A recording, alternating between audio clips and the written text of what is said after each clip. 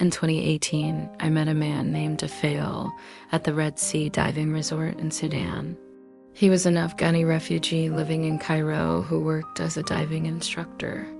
A few months later, I saw a BBC documentary about how mountains of European clothes were polluting waterways and killing sea turtles in Ghana.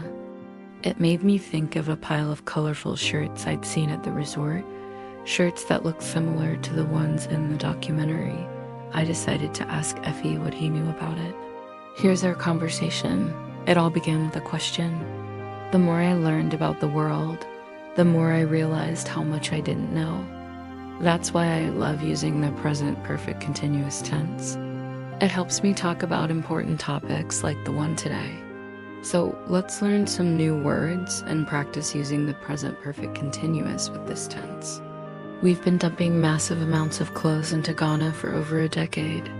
Well, I guess technically the United States has been donating used clothes to Africa since the 1960s.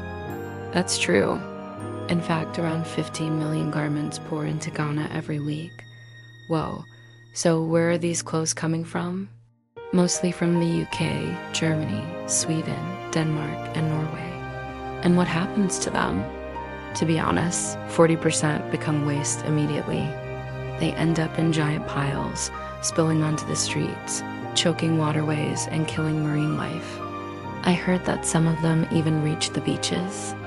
Yes, plastic waste and microplastics from washing these clothes pollute the water and soil.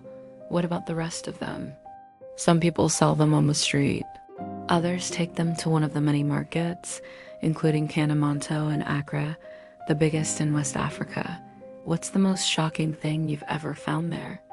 When I saw thousands of beautiful wool sweaters covered in plastic, I understood how desperate the situation is. People can't afford to buy new clothes because they're too expensive. So they rely on these markets. But what does it mean for the environment? It's devastating.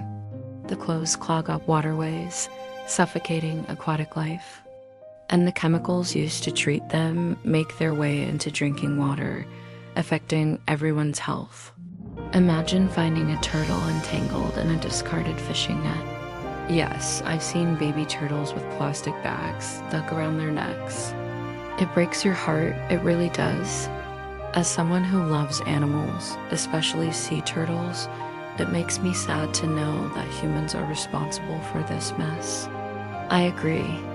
We tend to think that sending clothes to Ghana is a kind of charity, but it's not helping anyone. It's harming both the people and the environment, exactly. If anything, it's making things worse.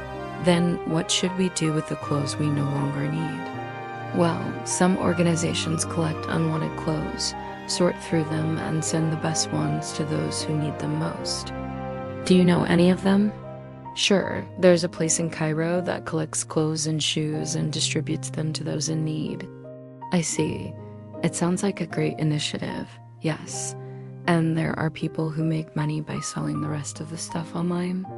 That's right. There's one more thing I want to ask you about. You said that 40% of the clothes become waste immediately. What happens to the rest? Unfortunately, most of those end up in landfills. Are there any clothes that could be reused? Sometimes, but not often. So, to sum up, we're basically drowning the world in clothes, destroying the environment, and harming innocent people. Yes, we're also wasting money, time, and resources. Now, I'm curious, what do you personally do with the clothes you no longer need? I donate them to a charity organization. That's a great start. And if you want to help us change the world, please like, share, and subscribe. See you next time.